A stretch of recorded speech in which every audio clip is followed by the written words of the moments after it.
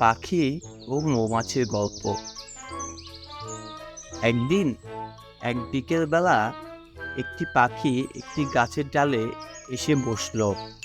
গাছের অন্য ডালে একটি মৌমাছির বাসাও ছিল।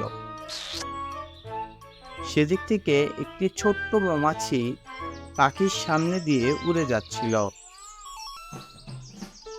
পাখিটি মৌমাছিকে কাছে ডেকে বলল, কেমন আছো মৌমাছি ভাই?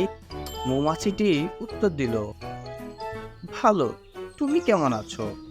পাখি বলল, ভালো, কিন্তু অনেকদিন ধরেই তোমাকে একটা কথা বলবো ভাবছিলাম।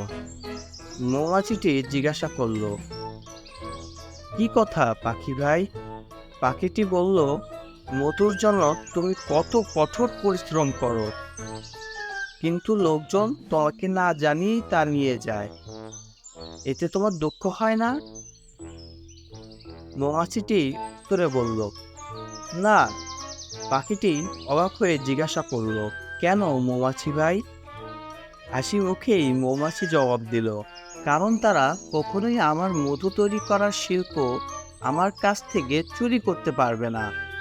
এটার দ্বারা আমরা শিক্ষা পেলাম, নিজের দৃষ্টিভঙ্গি সবসময় ইতিবাচক রাখুন। ছোট্ট মৌমাছির মতো হওয়ার চেষ্টা করুন। আকারে ছোট হলেও হৃদয়ের দিক দিয়ে মহৎ। To watch more Fang 59 cartoon, subscribe.